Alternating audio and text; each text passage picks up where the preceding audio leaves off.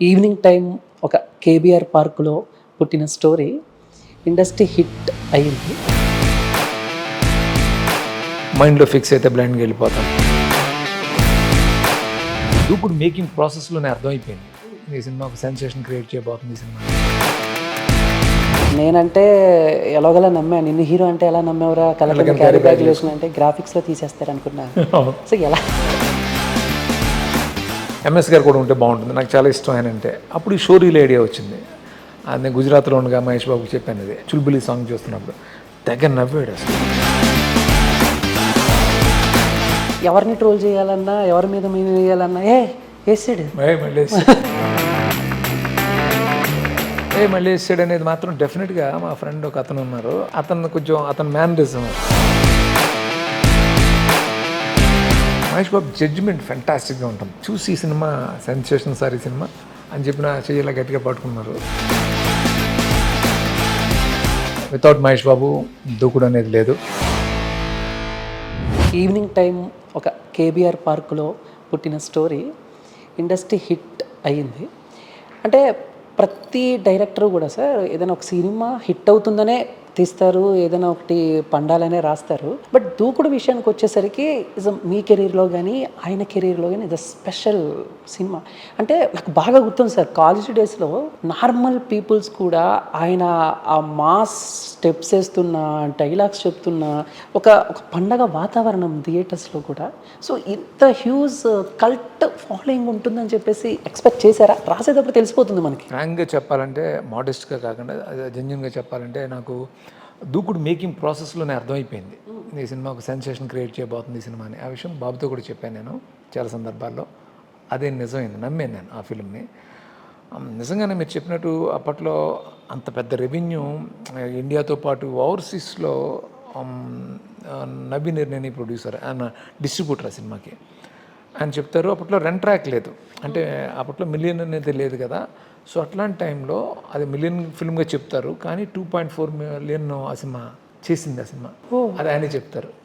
అంటే ఇంకా కూడా కౌంట్ అంత బాగా చేసింది ఆ సినిమా. అంటే ఇంత సెన్సేషన్ అవ్వడానికి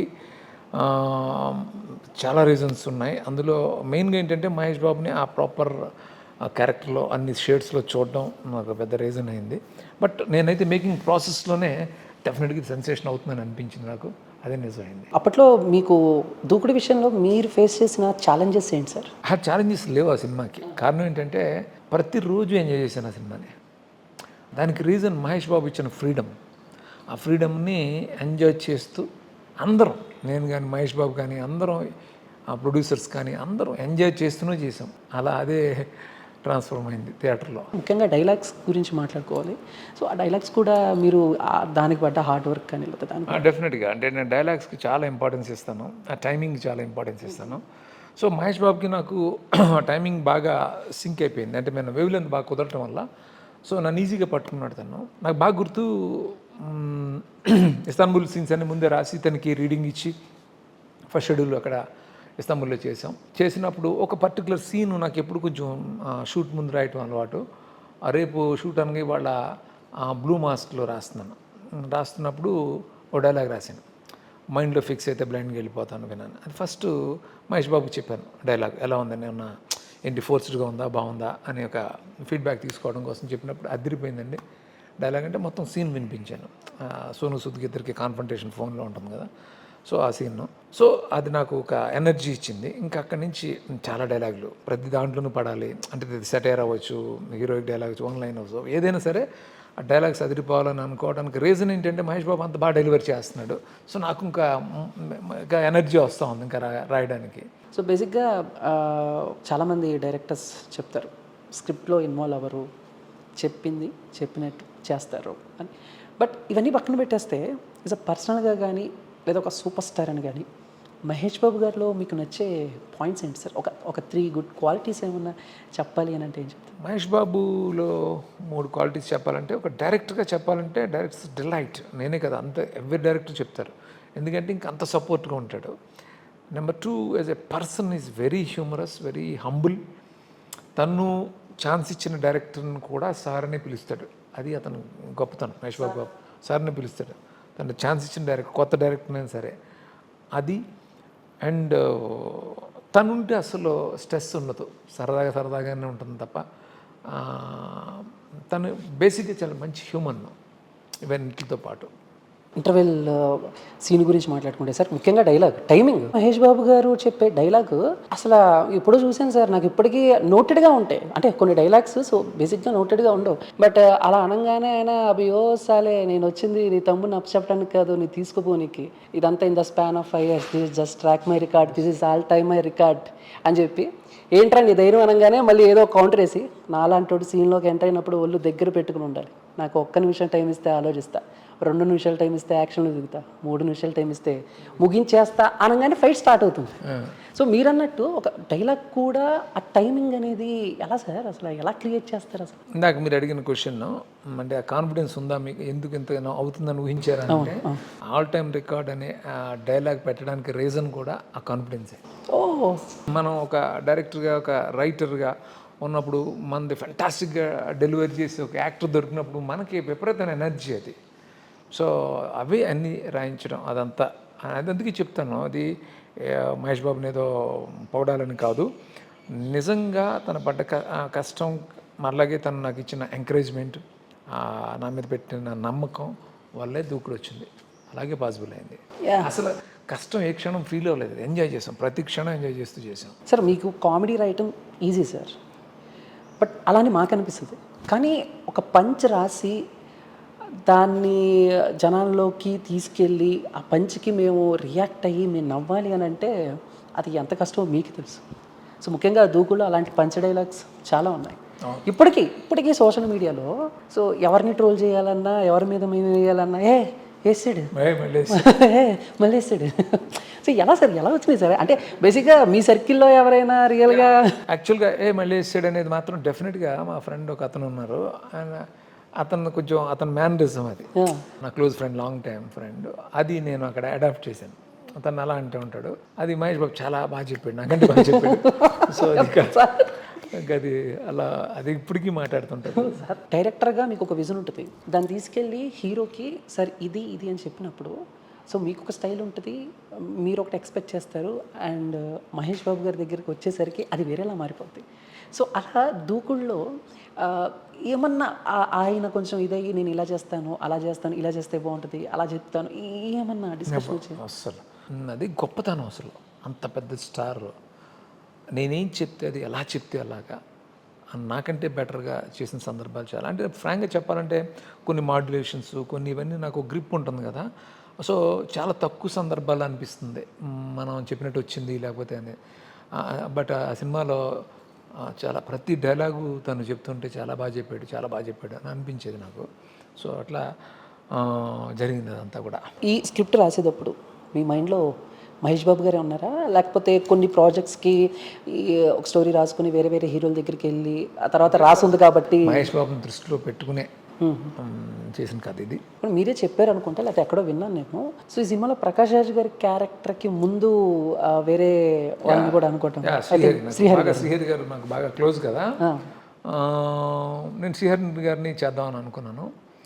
తనకి చెప్పాను కూడా, తను పాపం కొంచెం హెసిటేట్ చేసాడు అప్పుడే ఫాదర్ చేయడం కరెక్టా కాదా అని, బట్ అయినా నేను నా మీద ఇదితోటి ఒప్పేసుకుని ఉండేవాడు. ఈ టైంలో మహేష్ బాబు ఏమన్నారంటే, సరే ఆయన పాపం ఆయన ఇబ్బంది ఎందుకు పెట్టాలి, ఆయన ఫాదర్గా చేయడానికి ఇది అవుతున్నారు కదా, సో ప్రకాష్ బాగుంటాడని మహేష్ సజెస్ట్ చేశారు.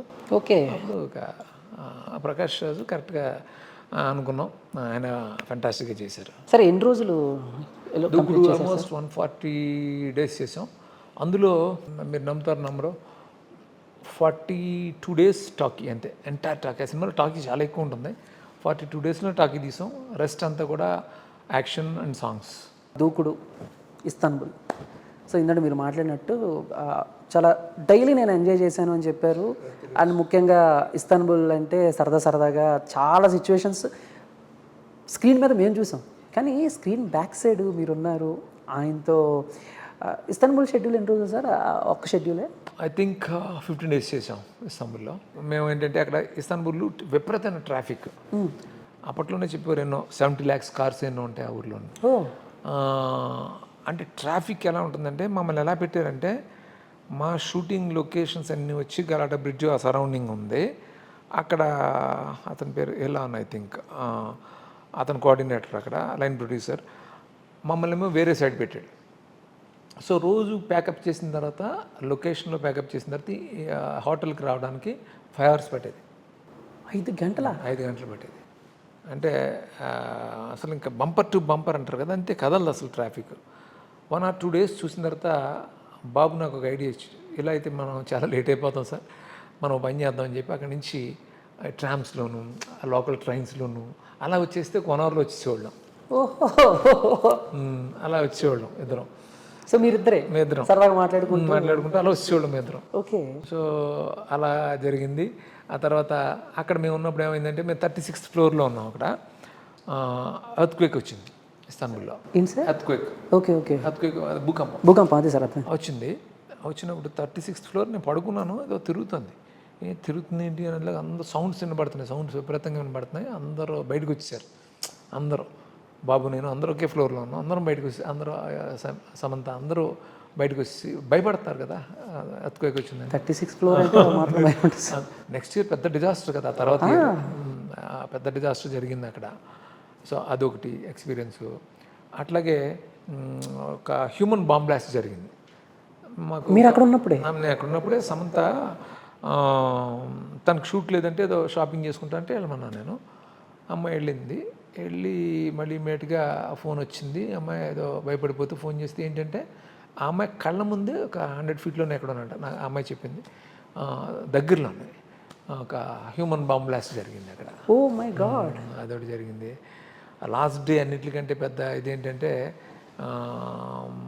వచ్చేస్తుంటే నేను ప్రొడ్యూసర్ గోపి ఇద్దరం కార్లో వస్తుంటే ఒక క్యాబ్లో వచ్చేసాం. ఫాస్ట్గా వెళ్ళిపోవచ్చు ఎయిర్పోర్ట్కి ప్యాకప్ అయిన తర్వాత. నా పాస్పోర్ట్ ఇవన్నీ తనకి ఇచ్చేసాను. అవన్నీ తను ఏం చేశాడు, ఒక బ్యాగ్లో పెట్టాడు, తన ల్యాప్టాప్ బ్యాగ్లో పెట్టి వదిలేసాడు. ఆ కార్లో వదిలేసాడు. మేము ఎయిర్పోర్ట్కి వెళ్ళిపోయాం. బాబుతోటి సరదాగా అంతా ఉన్నాను నేను. అక్కడ గోపి టెన్షన్గా ఉన్నాడు. ఎందుకు టెన్షన్గా ఉన్నాడు నాకు కూడా తెలియదు. నా పాస్పోర్ట్ కూడా తన దగ్గరే ఉంది. My God. అప్పుడు తెలిసింది ఆ కార్లో వదిలేసాడు. ఇప్పుడు ఆ కార్ ఎక్కడ ఉంటుందో ఎలా తెలుస్తుంది, అసలే ట్రాఫిక్ అంతా. వాడు జెట్టి లాంటిది ఉంటుంది కదా ఒకటి, ఇంకా అక్కడి నుంచి వేరే సైడ్కి వెళ్ళిపోయాడు ఒక ఫెరీలో కారులో. అంటే వాడికి ఫోన్ చేస్తే వాడు దొరికాడు. వాళ్ళు ఎక్కడో మొత్తం ట్రేస్ చేసి ఆ ఏరియాలో కేరేంటో తెలుసుకుని పెద్ద నెట్వర్క్ అంతా చేసి వాడు ఫెరీలో వేరే సైడ్కి వెళ్ళిపోయాడని తెలిసిన తర్వాత వాడిని కాంటాక్ట్ చేస్తే వాడు నాకు హోప్ లేదు, ఇక బాబు ఏమో ఏడిపిస్తాడు కదా, సో మేము వెళ్ళిపోతాం, మీరు ఉండండి సరదాగా. ఓకే సార్ స్టార్ట్ అవుతాం, మీరు సరదాగా ఉంటారు. నాకేమో పిల్లలు అంటే తొందరగా వచ్చేయాలి, పిల్లల్ని కలవాలని ఉంటుంది నాకు ఎప్పుడు అవుట్డోర్ వెళ్ళినప్పుడు. సో నేనేమో చిన్నపిల్లలాగా అయిపోయినాను అక్కడ. మీరు అందరూ వెళ్ళిపోతాను, నేను ఉండిపోతాను ఇక్కడ. సో అది లాస్ట్ మినిట్లో ఆ డ్రైవర్ పాపం సిన్సియర్గా తీసుకురావటం. క్యాబ్ డ్రైవర్ ప్రొడ్యూసర్ గోపి పాపం తన చేతులలో ఎంత డబ్బు వచ్చిందో కూడా తెలియదు, ఎంత డబ్బు వాడి చేతిలో పెట్టి సో ఇవన్నీ తీసుకొచ్చాడు. సో అట్లా వచ్చాం. అదొకటి సార్ మంచి మెమరీస్ సార్. సార్ అదే flight same flight? Okay. Time flight అయితే మిస్ అవ్వాలి. చాలా ఫాస్ట్గా వచ్చాడు డ్రైవర్ పాపం. Okay okay. సరే అంటే ఇప్పుడు 5 గంటల ట్రావెలింగ్ టైంని 1 hourలో అయిన అది బాబు ఐడియానే. అదే ఆ ఐడియా. అంటే ఇప్పుడు ఈ 1 hourలో మీరు చాలా మాట్లాడుకుంటారు, బట్ ఎక్కువ మహేష్ బాబు గారితో ఈ డిస్కషన్లు ఎలాంటి విషయాల మీద డిస్కషన్లు వస్తాయి? హెల్త్, జిమ్కి వెళ్ళాలి, మనం అందంగా కనిపించాలి, లేకపోతే స్టోరీస్ ఇంకేమున్నాయి మీ దగ్గర, ఈ కెరీర్ గురించి ఎలాంటి డిస్కషన్స్ ఎక్కువ పెడతారు? అవి జరుగుతాయి. దాంతోపాటు జోకులు ఎక్కువ, సరదాగా మాట్లాడుకోవటం, ప్రాక్టికల్ జోకులు ఎక్కువ. అంటే ఇద్దరికి బాగా సింక్ అవడం వల్ల ఏమైందంటే ఇద్దరు హ్యూమర్, సో ఇక విపరీతంగా సింక్ అయిపోయింది ఇద్దరికి. ఇక ఏంటంటే ఇంక జోకులు టైం తెలిసేది కదా మాకు, అసలు ఎన్ని గంటలైనా అసలు టైం తెలిసేది కాదు. ఎప్పుడు ఎక్కడికి వెళ్ళినా కలిసే ఒకే కార్లో వచ్చేవాళ్ళం, ఒకే కార్లో వెళ్ళేవాళ్ళం, ఎక్కడన్నా ఒకే హోటల్లో పక్క రూముల్లో ఉండేవాళ్ళం, అట్లాగే జరిగేది. సార్ ఆయన ఫోన్ కూడా ఎక్కువ యూజ్ చేయాలి అస్సలు. ఎక్కడో ఒకసారి ఎవరితో చెప్తున్నట్టే విన్నా, ఆయన నా నెంబర్ కూడా నాకు తెలియదండి, ఇంట్లో నుంచి ఏమైనా ఫోన్ ఇస్తే నా అసిస్టెంట్ తీసుకొచ్చి ఇస్తారు. ముఖ్యంగా ఇప్పుడు ఆ స్టోరీ విషయంలో, సినిమా విషయంలో కాకపోయినా, సో ఆయన ఎలా ఉండాలి, ఏం తినాలి, ఏంటి అన్న విషయంలో ఈ దూకుడు టైంలో నమ్రత గారి ఇన్వాల్వ్మెంట్ ఏమైనా అనిపించేదా మీకు? అంటే నమత గారు అంటే ఎప్పుడు షూటింగ్ వచ్చేవారు కాదు, ఒక స్విట్జర్లాండ్కి వచ్చారు. ఆవిడ కేర్ ఎక్కువ తీసుకుంటారు. సో మా బాబు కూడా చాలా హెల్త్ కాన్షియస్ కదా, బాగా డైట్ కానీ ఇవన్నీ. యాక్చువల్గా నేను దూకు నుంచే తగ్గడం అనేది స్టార్ట్ అయింది. అంతకుముందు చాలా హెప్టీ ఉండేవాడు నేను. తను చూసి తను పరిగెడుతుంటారు, అవన్నీ చూసి నేను చేయాలి అనేది నాకు అక్కడి నుంచి స్టార్ట్ అయింది. పొద్దున్నే లేచి అక్కడ కూడా వాకింగ్ జాగింగ్ చేసేవాళ్ళు అసలు? అసలు కార్డియో చేయకుండా బాబు షూట్కి రాడు. ఎందుకంటే అంత రెస్పెక్ట్ కెమెరా అంటే దానికి. అంటే కెమెరాని ఫేస్ చేయాలంటే కార్డియో చేయాలి, ఫ్రెష్గా ఉండాలి అని తను బిలీవ్ చేస్తాడు. సో కెమెరాని అంటే సినిమాని అంత రెస్పెక్ట్ చేస్తాడు బాబు. భయం ఎప్పటికీ ఉంటుంది, అది ఒక extraordinary quality. Padmashri character, so Brahmanandam గారి క్యారెక్టర్ గురించి కూడా మనం దూకుడు ప్రస్తావన వస్తే సో ఖచ్చితంగా ఆ టాపిక్ ఉంటుంది. ముఖ్యంగా అసలు ఆయన క్యారెక్టర్ కూడా, సో అంటే ఒక డైలాగ్లోనే ఆయన క్యారెక్టర్ ఏంటి, అరే ఇది షూటింగా ఏంటి, అసలు లైట్లే, టీలే, కాఫీలే, అసలు జ్యూస్లే, అంటే ఆ పర్సన్కి ఆ క్యారెక్టర్కి షూటింగ్ అంటే టీలు, కాఫీలు, జ్యూసులు. సరే ఎలా రాస్తారు సార్, అసలు ఎలా డిజైన్ చేశారు సార్ ఆ క్యారెక్టర్? అది బ్రహ్మానందం గారి క్యారెక్టర్, ఆ క్యారెక్టరు హౌస్ని షూటింగ్లకి ఇస్తూ ఉంటాడు కదా. ఇస్తూ ఉన్నప్పుడు జనరల్గా మనకి షూటింగ్ అంటే ఎలా ఉంటుంది, క్యారవాన్స్ ఉంటాయి, జ్యూస్లు అన్నీ వస్తుంటాయి. అవన్నీ అతనికి అలవాటు అయిపోయినాయి, ఆ క్యారెక్టర్కి అలవాటు అయిపోయి అట్లా దాని నుంచి అలా. మీరు ఏ క్యారెక్టర్ అయినా ఇప్పుడు మనుషులను అబ్జర్వ్ చేస్తూ ఉంటారు, చాలామంది చాలా ప్లేసెస్కి తిరుగుంటారు, చాలామంది హావభావాల్ని, చాలామంది యాటిట్యూడ్ని, వీటన్నిటిని మీరు చూసుంటారు. బట్ ఆ క్యారెక్టర్ అది మీ ఊహల్లో నుంచి వచ్చిందా, లేకపోతే ఎందాడు మీ ఫ్రెండ్ ఎవరు వేసాడు ఈ టైప్లో నుంచి ఆ పద్మశ్రీ క్యారెక్టర్ కూడా ఎక్కడైనా చూసి? లేదు, క్యారెక్టర్ ఉంటుంది ఎట్లాగా అనేది ముందు అంతా డిజైన్ చేసుకుంటాం. ఇంక ఇట్లాంటి పంచెస్ ఇవన్నీ కూడా నేను ఎప్పుడు చెప్పాను కదా, లాస్ట్ మినిట్లో రాస్తాను సీను. అంటే ఆ సీన్ షూట్ చేయబోయింది ముందే రాసేవాడిని. అప్పటి వరకు ఆ ప్రెషర్ తీసుకుంటాను నేను, తీసుకుని ఇంకేం చేయొచ్చు, ఎందుకంటే రాస్తే అయిపోతుంది, రిలాక్స్ అయిపోతాను అని భయం. అందుకనే రిలాక్స్ అవ్వకూడదు, ఇంక సీన్ ఇంకేమేం చేయాలి, ఏమేం చేయొచ్చు, ఇంకెన్ని పంచెస్ పడతాయి అన్నీ తీసుకుని లాస్ట్ మినిట్లో రాస్తున్నవాడిని. దానివల్ల ఏంటంటే ఒక ఫ్రేమింగ్ లేకుండా ఒక న్యాచురల్ ఫ్లో ఉంటుంది, అట్లా చేసినవి. అండ్ ఎంఎస్ నారాయణ గారి క్యారెక్టర్ గురించి మాట్లాడితే, సో అంటే ఇప్పటికీ మేము చూస్తూ ఉంటాం, కొంచెం బాగా డబ్బులుండి ఎలాగైనా హీరో అవ్వాలి. ఆయనకు ఒక 60 ఏళ్ళు వచ్చినా 70 ఏళ్ళు వచ్చినా ఒక మైండ్ సెట్లో ఉంటారు, నేను హీరో అని చెప్పేసి. బట్ అంటే మాకు తెలిసిన క్యారెక్టర్ని కొంచెం కామెడీలో మీరు ప్రజెంట్ చేయటం అనేది సక్సెస్ ఫార్ములా అనుకోవచ్చా? యా, డెఫినెట్గా అప్పుడే రిలేట్ అవుతారు కదా అందరూ. నాకు ఆ క్యారెక్టర్ ఐడియా వచ్చింది కూడా ఎట్లా అంటే, చాలామంది ఆల్బమ్స్ పట్టుకుని వస్తుంటారు, షో రీల్స్ చూపిస్తుంటారు. ఆ షో రీల్ నుంచే ఐడియా బిగిన్ అయింది. యాక్చువల్గా ముందు ఎంఎస్ గారి క్యారెక్టర్ లేదు, బ్రహ్మానందం గారి క్యారెక్టర్ ఉండింది. సెకండ్ హాఫ్కి వచ్చేటప్పుడు ఇంకొక క్యారెక్టర్ పని అయిపోయింది, ఇంకో క్యారెక్టర్ కావాలని అనుకున్నప్పుడు ఎంఎస్ గారు కూడా ఉంటే బాగుంటుంది, నాకు చాలా ఇష్టం ఆయన అంటే. అప్పుడు ఈ షో రీల్ ఐడియా వచ్చింది. అది నేను గుజరాత్లో ఉండగా మహేష్ బాబుకి చెప్పాను, ఇది చుల్బులి సాంగ్ చూస్తున్నప్పుడు దగ్గర నవ్వాడు అసలు. అయితే ఓకే, ఇది వర్కౌట్ అవుతుందని అనుకున్నాం. అలా ఎంఎస్ గారి క్యారెక్టర్ని తీసుకురావటం, సో ఆ క్యారెక్టర్ సెకండ్ హాఫ్కి పెద్ద హెల్ప్ అయిపోయింది. ఆయనకి ఫిల్మ్ ఫేర్ కూడా వచ్చింది ఆ సినిమా. అవును సార్, ఇట్స్ బెస్ట్ కామెడీ యాక్టర్గా. బట్ సార్ ఆ షోరీలు చూస్తే ఇప్పటికీ కళ్ళ ముందు అలా కనపడుతూ ఉంటుంది సార్. ఎలా మీరు ఆయన నొప్పించి, అంటే ఆ టైంలో మీరు ఆ షోరీలు కూడా అన్నీ సూపర్ హిట్ సినిమాలు. ఒక యమదొంగ నుంచి ఒకటి తీసుకున్నారు, మగధీర నుంచి ఒకటి తీసుకున్నారు. బట్ ఏమన్నా తర్వాత ఫ్యాన్స్ దగ్గర నుంచి ఏమన్నా కొంచెం కామెంట్స్ కానీ ఇలాంటివి ఏమైనా వస్తాయని ఎక్స్పెక్ట్ చేశారా, చేయలేదా? నో, బికాజ్ అంటే ఆ టైంలో వచ్చిన పెద్ద హిట్స్ అవన్నీ కూడా వాటికి ఒక ట్రిబ్యూట్ లాగా ఇచ్చింది తప్ప అదేమన్నా ఇది చేయటం కాదు. అంటే ఒక యాక్టర్ అవ్వాలనుకునేవాడు అంటే బెస్ట్ ఫిల్మ్స్ నుంచే తీసుకుంటాడు కదా, అవన్నీ తను ఊహించుకుంటాడు అంతే తప్ప ఎవరు అఫెండ్ అయ్యేలాగా అందులో ఏమి ఉండదు. ఆ గెటప్స్ ఇతనే వేస్తాడు, ఇతనే ఇస్తూ వేయటం వల్ల కామెడీ అంతే తప్ప వాటిని తగ్గించే అలా కాదు. హీరోయిన్గా సమంత గారిని తీసుకోవటంలో కూడా ఏమన్నా, అంటే ఇప్పుడు ఇండస్ట్రీలో హీరోయిన్స్కి గోల్డెన్ హ్యాండ్ అని అంటారు, ఐరన్ లెగ్ అని అంటారు. బట్ ఆ టైంలో వాడు back to back hits, I think second cinema అనుకుంటా, ఐ థింక్ బృందావనం ఫిల్మ్ చేస్తుంది ఫస్ట్, ఇంకా రిలీజ్ అయింది అనుకుంటా. ఏమై చేసి ఐ థింక్ మూడో సినిమా అనుకుంటా, ఇది మూడో సినిమా, తెలుగులో మూడో సినిమా. ఓకే, అంటే బృందావనం 2 హీరోయిన్స్లో ఒక అమ్మాయి సోలో మహేష్ బాబు లాంటి ఒక పెద్ద స్టార్ పక్కన పెట్టడం అనేది అప్పట్లో చాలామంది అపోజ్ చేశారు కూడా.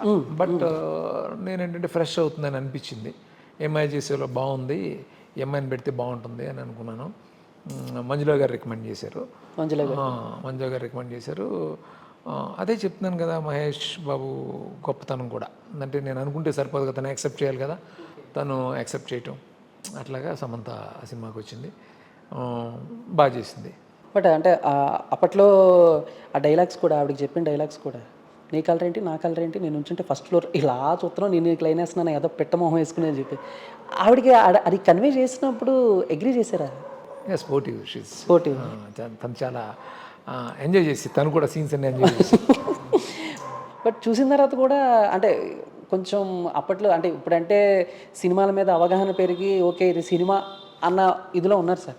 బట్ ఒక 10 years బ్యాక్ అంటే దూకుడు సినిమా స్టార్ట్ అయినప్పుడు కూడా ఏమన్నా కొంచెం ఆడవాళ్ళని ఇక్కడ హీరోలు హీరోయిన్స్ని కొంచెం తక్కువ చేసినట్టు మాట్లాడి కొంచెం కొన్ని సంఘాలు గోలబెట్టే. సో అది ఎక్స్పెక్ట్ చేశారా? ఎంజాయ్ చేశారు, అమ్మాయిలు ఎంజాయ్ చేశారు. బికాస్ ఎందుకంటే గమనిస్తే నువ్వు, మహేష్ బాబు ఆ సినిమాలో సమంత వెంట పడతాడు. జనరల్గా ఎక్కువ మహేష్ బాబు సినిమాల్లో హీరోయిన్ మహేష్ బాబు వెనకాల పడినట్టు పెడతాను, నేను రివర్స్లో పెట్టాను. అవును అవును, మహేష్ బాబే సమంత వెనకాల పడుతూ ఉంటాడు. అప్పుడు డెఫినెట్గా అమ్మాయిల్ని మనం రెస్పెక్ట్ చేసినట్టే కదా. కాకపోతే తనకు వర్కౌట్ అవ్వలేదనే కోపంతో ఆ ఫ్రస్ట్రేషన్లో తిట్లవి అంతే తప్ప అది అలా ఎంజాయ్ చేశారు. ఒక హీరోయిజాన్ని ఎలివేట్ చేయడంలో ఒక్కొక్కరికి ఒక్కొక్క స్టైల్ ఉంటుంది. సో దూకుడు విషయంలో చూస్తే అక్కడ హీరో విలన్ని చంపడం, నాన్నతో కొంచెం ఇండైరెక్ట్గా నాన్నతో చంపిస్తాడు. అండ్ కాటరాజు గారి క్యారెక్టర్ కూడా, నాన్న కొంచెం నువ్వు వచ్చి తీస్తే ఏదో కొంచెం అలా ఫ్రీగా. అండ్ క్లైమాక్స్ కూడా, అండ్ రావణ కాస్ట ఇదేలా సరే అంటే ఎలా వచ్చిందంటే బేసిక్గా మేము ఏమనుకుంటాం, మహేష్ బాబు గారు ఒక్కొక్కరిని లేపుకుంటూ వెళ్ళిపోతారేమో ఈ టైప్లో మేము ఆలోచిస్తాం. బట్ అక్కడ మీ రైటింగ్ ఏంటంటే నాన్నతో వీళ్ళని ఒక్కొక్కరిని. సో ఏంటి సార్ ఈ ప్రాసెస్? సో డెఫినెట్గా అంటే ఊటీలో వచ్చిన ఐడియా ఇది. ఊటీలో లౌడేల్లో గెస్ట్ హౌస్లో ఉండేవాళ్ళు మేము అందరం. ఉంటున్నప్పుడు సెకండ్ హాఫ్ గురించి డిస్కస్ చేస్తున్నప్పుడు సెకండ్ హాఫ్ ఎలా చేద్దాం అంటే అప్పుడు వచ్చిన ఐడియా, ఫాదర్తో చంపించితే ఎలా ఉంటుంది అనే ఐడియా. అంటే ఫాదర్కి తెలియదు అసలు, ఫాదర్ ఇదంతా తెలియని ఆ ఫాదర్ తోటి వీళ్ళని చంపించాలి, అది ఛాలెంజ్. సో ఐడియా రావటం అప్పుడు ఇమ్మీడియట్గా నాకు అనిపించింది మెర్సీ కిల్లింగ్ ఒకటి అనిపించింది, ఆ లాస్ట్ది కూడా అనిపించింది, బీబీది కూడా వచ్చింది అక్కడే. సో ఇది ఎప్పుడైతే వచ్చేసిందో సెకండ్ హాఫ్ కథ అయిపోయింది, మనకు no problem, first half detail చేసుకుని షూటింగ్ వెళ్ళిపోదాం అని చెప్పేసి అక్కడ సిట్టింగ్స్ ప్యాకప్ చెప్పి వచ్చేసాం. ఈ ఐడియా వచ్చిన తర్వాత ఊటీలో. సో అంటే ఐడియా రావటం వేరు సార్, దాన్ని ఎగ్జిక్యూట్ చేసి సక్సెస్ అవ్వటం కూడా. డెఫినెట్గా ఐడియా వచ్చింది, ఇలా 3 ఇలా చేద్దామని, దాన్ని ఎగ్జిక్యూట్ చేయటం, వాటిని ఎంటర్టైనింగ్గా డిజైన్ చేయటం. సో ఇవన్నీ స్ట్రగుల్, అదే రైటింగ్ అని అన్నారు కదా, చాలా కష్టపడ్డాం దానికి. నాకు ఎక్కడ గ్రేట్ అనిపించిందంటే సార్, ఈ సినిమా రావణ కాస్ట్ అయిపోయిన తర్వాత మీరు ఏం చేయొచ్చు, కానీ కట్ చేస్తే ఫాదర్కిను ప్రకాష్ రాజ్ గారికిను మహేష్ బాబు గారికి ఒక డిస్కషన్ పెట్టి ఆయనకి తెలిసిన తర్వాత, ఎందుకురా నా కోసం ఇంత చేసామని అంటే, జన్మనిచ్చావు కదా నాన్న అని చెప్పేసి. సో ఏంటి సార్ అక్కడితో ఏం చేయకుండా మళ్ళీ ఎండింగ్లో ఆ కన్వర్సేషన్ పెట్టి, అంటే ముఖ్యంగా ఆ డైలాగ్ని చెప్పించడం వెనక మీ ఇదేంటి? ఇది కూడా ఎగ్జాక్ట్గా ఊటీలోనే జరిగింది. ఈ 3 కిల్లింగ్స్ ఇలా జరిగిన తర్వాత రివీల్ అయిపోతుంది ఫాదర్కి, ఇదంతా ఒక హీరో చేశాడు, ఇదంతా నిజం కాదని తెలిసినప్పుడు, ఎందుకు చేసావు ఇన్ని అద్భుతాలు, అది మన ఎందుకు చేసావు ఇదంతా అని అడిగితే, నేను నీకేం చేశాను అని ఫాదర్ అడిగినప్పుడు, నాకు జన్మనిచ్చాను అన్న. ఈ డైలాగ్ కూడా అక్కడే చెప్పాను, ఊటీలోనే చెప్పాను. అది ఫిక్స్ అయ్యాను, ఈ స్టేట్మెంట్ ఇవ్వాలి, ఈ సినిమా ఎండ్లో ఎలా కంక్లూడ్ చేయాలి అని అనుకున్నాను నేను అక్కడే. సో అది నిజంగానే చాలామంది, రాఘవేంద్ర గారు కూడా అన్నారు, ఇక్కడితో అయిపోయింది సినిమా, బట్ అక్కడ మళ్ళీ నువ్వు ఒక సీన్ వేసావు అంటే అది ఎంత ఒక రెస్పెక్ట్ని తీసుకొచ్చింది ఆ సినిమాకి. అంటే ఆ సినిమా సోల్ని ఒక చెప్తున్నాం అక్కడ, అంటే ఫాదర్ కోసం ఎంత చేసాడు కొడుకు అని చెప్పడం. అది అట్లాగే నాది వాయిస్ ఓవర్ కూడా ఉంటుంది, అంటే పిల్లల సంతోషం, తర్వాత తల్లిదండ్రుల సంతోషం కోసం శ్రమించేవారు అందరికీ శుభాభినందనలు కూడా చెప్పడం. సో అది చెప్పాలని అనుకున్నాను నేను. ఫాదర్ అండ్ సన్ టాపిక్ వచ్చింది కాబట్టి, సో ఇప్పుడు ఈ స్టోరీని కానీ లేకపోతే సినిమా అయిపోయిన తర్వాత ఏమైనా రషెస్ కానీ అప్పుడు కృష్ణ గారికి చూపించడం, ఆయన ఇన్వాల్వ్ అవ్వటం, ఇలా ఏమైనా జరిగిందా? కృష్ణ గారిలో గొప్పతనం కానీ, మహేష్ బాబులో గొప్పతనం కానీ ఏంటంటే, వన్స్ డైరెక్టర్ నమ్మిన తర్వాత అదేంటి ఇదేంటి ఏం ఉండవు అసలు. ఐ మీన్ ఇన్వాల్వ్ అవటం అంటే వింటాం, అసలు ఏమి ఆయన సినిమా చూశారు. సినిమా చూసి before release I think first day చూశారు. చూసి ఆయన చెప్పేశారు ఇండస్ట్రీ హిట్ అవుతుంది ఈ సినిమా, మొత్తం రికార్డులు కొట్టేస్తుంది అని చెప్పారు. ఆ తర్వాత రిలీజ్ రోజే ఆయన బాబుని నన్ను అందరినీ ఇంటికి లంచ్కి ఇన్వైట్ చేశారు. ఇన్వైట్ చేసినప్పుడు ఆయనతో కలిసి భోజనం చేయటం, ఈ సినిమాలోని గొప్పతనాలు ఆయన అంటే నా ఫేవరెట్ యాక్టర్ హీరో ఆయన చెప్పటం, ఇది అది అని గొప్పతనం గురించి పొగడ్డం. ఆయన ఒక పెద్ద స్టార్ మాత్రమే కాదు, పెద్ద డైరెక్టర్ కూడా ఆయన. ఎన్నో సెన్సేషన్ ఫిల్మ్స్ చేశారు ఆయన అంత గొప్పగా సినిమాని పోగొట్టడం ఇదంతా చాలా ప్రౌడ్గా అనిపించింది. సో ఇన్నేళ్ళ తర్వాత చాలా విషయాలు చెప్తున్నారు. అండ్ మళ్ళీ ఇప్పుడు ఫ్యాన్స్తో ఆ రోజులు ఫస్ట్ డే రిలీజ్ ఎవరి దగ్గర నుంచి కాల్ వచ్చింది సార్? ఫస్ట్ డే యాక్చువల్లీ నేను మహేష్ బాబు ఇద్దరం సుదర్శన్లో చూసాం, ఇద్దరం ఓకే పక్కనే ఉన్నాం.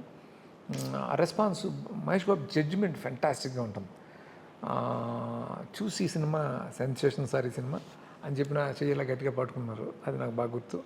ఆ థియేటర్ నుంచి బయట రావడం ఎంత కష్టమైందంటే అసలు అద్దాలు పగిలిపోయి అంతా జరిగింది. సో మీ ఇద్దరం కారులో వస్తున్నప్పుడు కృష్ణ గారు ఫోన్ చేశారు.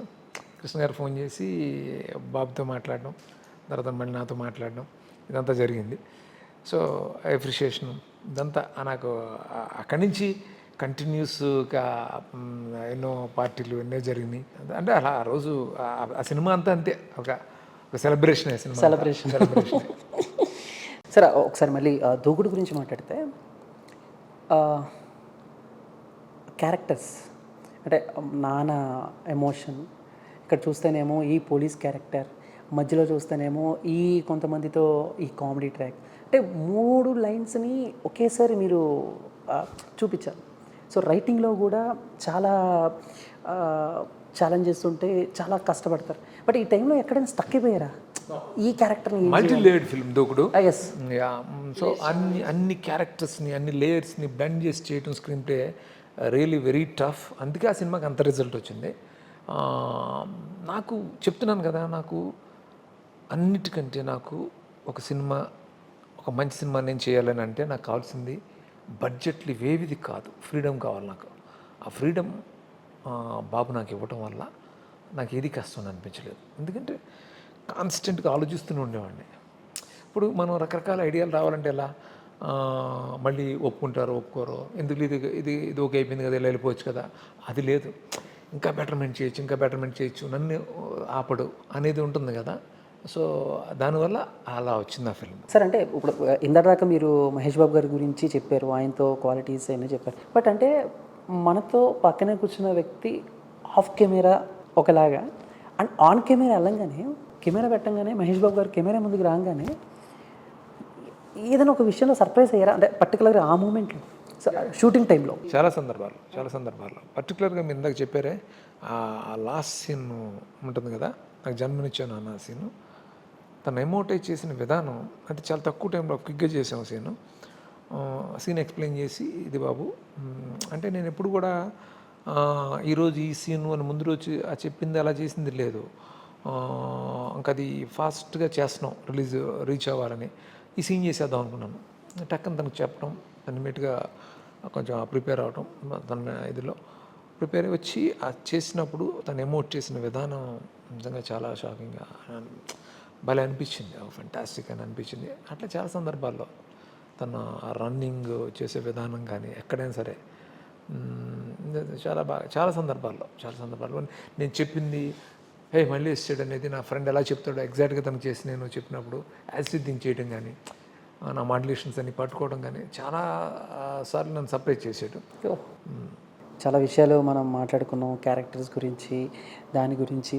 అండ్ రన్నింగ్ స్టైల్ అయింది ఒక డిఫరెంట్ ఒకటి ఉంటుంది. ముఖ్యంగా చూసుకుంటే ఇంటర్వెల్ సీన్లో ఆ 2 కత్తులోటి పట్టుకుని పైనుంచి, ముఖ్యంగా చెప్పాలంటే ఫైట్ సీక్వెన్స్ అనేవి కంపోజ్ చేయడంలో కూడా మీ ఇన్వాల్వ్మెంట్ ఎంత వస్తుంటుంది? నేను డెఫినెట్గా ఎప్పుడు కూడా యాక్షన్ ఫైట్ మాస్టర్కి వదిలేసి ఏదో తీసేయండి అని చెప్పను. నేను ముందు అప్పట్లో ఏంటంటే 100% నేను ఫైట్ ఎలా ఉండాలి డిజైన్ చేసి ఒక రెఫరెన్స్లు కూడా ఇట్లా ఉండాలి ఆ టైంలో చేసేవాడిని. అట్లాగే ఈ ఫైట్ ఇలా ఉండాలి, ఈ ఫైట్ ఇలాగే ఉండాలి, ఇక్కడ స్టార్ట్ అవ్వాలి, ఇలా వెళ్ళాలి, ఇలా వెళ్ళాలి, అక్కడి నుంచి ఈ గ్రాఫ్ ఇలా మొత్తం అంతా ముందు అనుకుని ఫైట్ మాస్టర్తో క్లియర్గా డిస్కస్ చేసి ఎగ్జిక్యూట్ చేసేవాళ్ళు. అంటే ఈ మధ్య ఏంటంటే సార్, ఇప్పుడు ఒక సినిమా హిట్ అయితే ఆ సినిమా టైటిల్తోనూ ఆ క్యారెక్టర్స్తోనూ 2 ఎప్పుడు, పార్ట్ 2 ఎప్పుడు అని చెప్పేసి అడుగుతూ ఉంటారు. అండ్ డైరెక్టర్స్కి కూడా అది ఒక రకంగా ఛాలెంజ్ అని చెప్పాలి. బట్ ఆ టైంలో దూకుడు హిట్ అయిన తర్వాత మేబీ ఈ మధ్య అయితే ఎక్కువ పార్ట్ 2 ఎప్పుడు, పార్ట్ 2 ఎప్పుడు ఇవి ఉన్నాయి. కానీ అప్పట్లో ఆ క్వశ్చన్స్ కూడా రేజ్ అయ్యాయి కదా సార్. మళ్ళీ దూకుడు 2 తీసి ఆ అజయ్ అనే ఒక క్యారెక్టర్ని పెట్టి ఈ క్యారెక్టర్స్తో ఇంకోటి చేద్దాం ఈ అంటూ ఉంటారు. అప్పట్లో కాదు కానీ తర్వాత అంటూ ఉంటారు ఎప్పుడు. అంటే ఎప్పుడు కూడా ఎలా ఉంటుందంటే అలా చేయాలనుకుంటే రాదు, అది ఒక మంచి కథ రావాలి. నేను అయితే అదే ఆలోచిస్తాను ఎప్పుడు కూడా. మహేష్ బాబుతో సినిమా చేయాలంటే దూకుడంత మంచి కథ వచ్చినప్పుడే మహేష్ని అప్రోచ్ అవ్వాలని నా మనసులో ఉంటుంది ఎప్పుడు. సో పర్టికులర్గా మీ సినిమాలో మ్యూజిక్ విషయంలో మీ ఇన్వాల్వ్మెంట్ ఎంతవరకు ఉంటుంది? జస్ట్ లైక్ టైమింగ్, సిచ్యువేషన్ చెప్పి మీరు మ్యూజిక్ డైరెక్టర్కి ఫ్రీడమ్ ఇచ్చేస్తారా, లేకపోతే ఈ సిట్టింగ్స్లో కూడా కూర్చుంటారు? ఎందుకంటే దూకుడు ఆల్బమ్ అంటే కొన్ని ఆల్బమ్స్ సూపర్ హిట్ అవుతాయి, అంటే కొన్ని సినిమాల్లో 1-2 సాంగ్స్ హిట్ అవుతూ ఉంటాయి సార్. ఆల్బమ్ హిట్ అవ్వటం చాలా రేర్గా జరుగుతుంది, అది దూకుడుగా జరిగింది. సో ముఖ్యంగా సాంగ్స్ గురించి ఏం చెప్తారు? సాంగ్స్ అప్పుడు యాక్చువల్గా నాకు అప్పటి వరకు దేవి చేసేవాడు రెగ్యులర్గా. ఫస్ట్ టైం బ్రేక్ చేసి తమన్ అని అనుకున్నాను. ఓకే. తమన్ అని అనుకున్నప్పుడు తమన్కి ఏం చెప్పానంటే, నేను కాకినాడలో ఉన్నాను, was in Kakinada that time. నాకు ఒక 2 సిచ్యువేషన్స్ చెప్పి, ఈ 2 సిచ్యువేషన్స్కి నువ్వు సాంగ్స్ చెయ్యి, నాకు నచ్చితే కనుక డెఫినెట్గా నువ్వే మ్యూజిక్ డైరెక్టర్ అని చెప్పాను. సో అప్పుడు తను చేసి పంపించాడు. నేను అప్పుడు ఐ థింక్ మళ్ళీ నేను బాంబేకి వెళ్ళాను. బాంబేకి వెళ్ళినప్పుడు బాంబేకి నాకు సీడీ వచ్చింది. విని నాకు విపరీతంగా నచ్చి మహేష్ బాబుకి కలేజా షూట్లో ఉన్నప్పుడు నేను ఆ లొకేషన్కి వెళ్ళి ఆ రోజు బ్రహ్మానంద గారు అందరూ కలిసి ఏదో సీన్ చేస్తున్నారు. నా కార్లోనే వినిపించాను మహేష్ బాబుకి. అది ఎవరు మ్యూజిక్ డైరెక్టర్ కూడా తనకు చెప్పలేదు, నేను వినిపించిన వెంటనే చాలా బాగున్నాయండి. దూకుడు టైటిల్ సాంగ్ అండ్ గురువారం మార్చి ఒకటి. సో చాలా బాగున్నాయి సాంగ్స్ అంటే మన తమ్మన్ అండి అని చెప్తే, తమ్మన్ నాకు తెలుసు, గోయాట కదా బాబు అసలు డైరెక్టర్ ఇదిని ఆయన ఇప్పుడు కాదని అంటారు కదా సార్. మళ్ళీ ఇప్పుడు 15 years తర్వాత రిలీజ్ అవటం సార్, ఏంటి సార్ ప్లానింగ్స్ ఏంటి? ఎక్కడ చూడాలి, ఎలా చూడాలి, ఏమైనా ప్లానింగ్స్ ఉన్నాయి? నాకు మెయిన్ థియేటర్కి వెళ్ళి చూడాలని ఉంది మళ్ళీ సుదర్శన్. అంటే రీవిజిట్ చేయాలి. ఆ ఫస్ట్ డే అన్ని మెమరీస్ అన్నీ నాకు మళ్ళీ వస్తాయి, బాబుతో వెళ్ళిన మెమరీస్ అన్నీ వస్తాయి. సో మెయిన్ థియేటర్కి వెళ్ళాలని ఉంది నాకు. 15 years అయిన సందర్భంగా రేపు ఫ్యాన్స్ అందరూ దూకుడు రిలీజ్ని ఒక మంచి సెలబ్రేషన్లా చేసుకుంటారు. సో ఫ్యాన్స్కి ఏం చెప్తారు సార్? అంటే ఒక మెసేజ్ అనుకోండి, లేకపోతే ఏం చెప్తారు, ఏంటి ఫ్యాన్స్కి ఏం చెప్తారు? నాకు చాలా హ్యాపీ. అంటే ఫ్యాన్స్ ఈ సినిమాకి వాళ్ళు ఎంత ఎంజాయ్ చేశారు, ఎంత నాకు ఇంకా గుర్తుంది. ఫ్యాన్స్ అనేది ఎంత సపోర్ట్ ఇస్తారు, ఎంత ఎనర్జీ ఇస్తారు, ఎంత నిస్వార్థంగా సెలబ్రేట్ చేసుకుంటారు. సో ఫ్యాన్స్ అనేది నిజంగా ఒక గిఫ్ట్ ఎవరికైనా సరే. సో ఆ ఫ్యాన్స్ ఉంటూ నిజంగా హీరోలు అదృష్టం. అట్లాగే చాలా అంటే ఫ్యాన్స్కి నేను చెప్పేది అంటే నిజంగా మీ సపోర్టు, మీ లవ్ ఎప్పటికీ మర్చిపోలేండి. సో ఎన్నో సినిమాలని ఎక్కడెక్కడో పెట్టారు మీరు అందరూ. సో ఎప్పటికీ మీకు ఇండెప్టెడ్ అంతే. ఆల్మోస్ట్ ఎప్పుడు ఫ్యాన్స్ మిమ్మల్ని అడిగేదే, మళ్ళీ ఎప్పుడు ఈ కాంబినేషన్ దూకుడు కాంబినేషన్ ఎప్పుడు? చెప్పాను కదా, దూకుడు కాంబినేషన్ రావాలంటే దూకుడు అంత గొప్ప కథ కుదరాలి, కుదిరినప్పుడు తప్పకుండా వస్తుంది. Thank you so much sir, thank you so much. అంటే చాలా విషయాలకి, చాలా డౌట్స్కి క్లియర్ చేశారు. అండ్ వెయిటింగ్ మేము కూడా. సో మనం సుదర్శన్లో కలుసుకున్నాం sir. Thank you so much. Thank you so much. Thank you sir. Thank you.